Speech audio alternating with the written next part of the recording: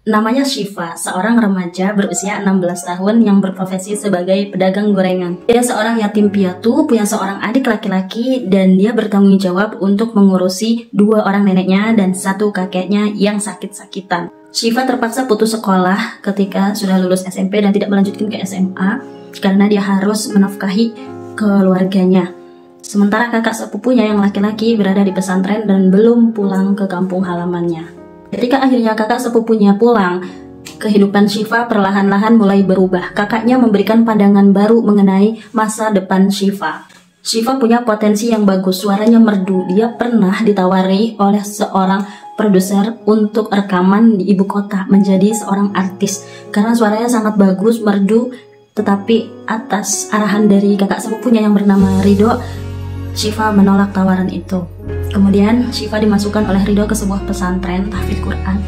Dan selama 2 tahun lebih, Syifa menghafal Al-Quran dan berhasil menghatamkannya, hafal 30 juz, dan kemudian dia wisuda menjadi seorang hafizoh. Setelahnya mulai ada pencarian jodoh, dan itu ada di novel ini. Ini adalah cerita di buku kedua, Suluh Rindu. Bagaimana Kang Abik menceritakan proses pencarian jodoh yang tidak mudah, akan tetapi ada gemes-gemesnya gimana gitu, karena tokohnya itu sama-sama yang religius, kemudian mencari jodohnya itu yang bagaimana sesuai kriterianya. Yang penting itu adalah soleh dan soleha. Banyak lika-liku ketika mencari jodoh itu ya, ada yang kemudian gagal, ada yang keduluan orang, ada yang ya tidak berhasil gitu dah, walaupun sudah menikah. Namun yang juga membuat hati ini merasa terenyuh gitu ya, Syifa ini seorang penghafal Al-Quran. Ada suatu kalimat di situ jelaskan bahwa menghafalkannya itu memang tidak mudah, akan tetapi yang lebih sulit lagi adalah menjaganya. Maka itu harus selalu dibarengi dengan murojaah. Syifa itu murojaah kira-kira sehari itu bisa 10 juz gitu kan, karena disesuaikan dengan jumlah hafalannya itu. Kalau tidak begitu hafalannya bisa hilang. Yang lebih lagi membuat terharu adalah bagaimana Kang Abik menceritakan secara detail, mengharu biru, mengaduk perasaan gitu ya, bahwa dengan Al-Quran seseorang itu bisa berubah hidupnya.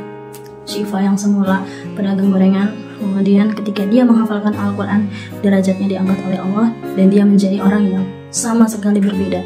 Bukan berdasarkan kedudukannya, pangkatnya, atau kemewahan materi yang dia punya, tapi dia punya Al-Quran di dalam dirinya, dan itu membuat dia mulia di mata banyak orang.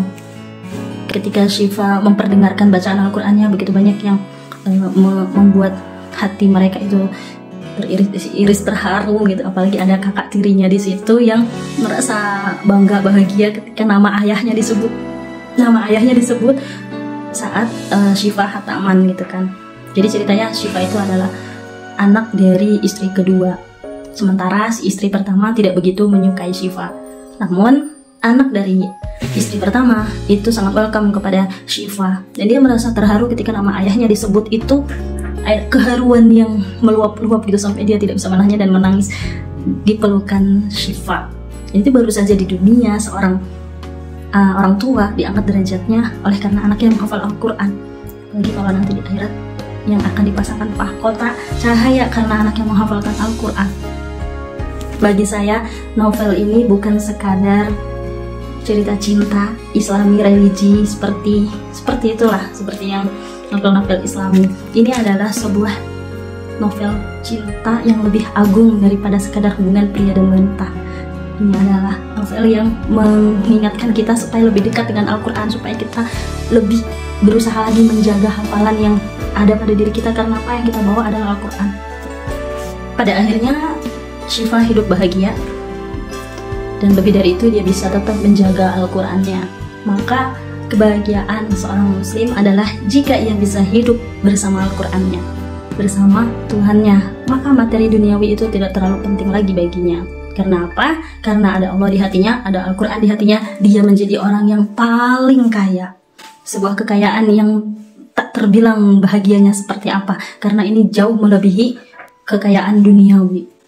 Ada satu bagian ketika saya menangis terseduh-seduh, yaitu saat salah satu tokohnya meninggal dunia.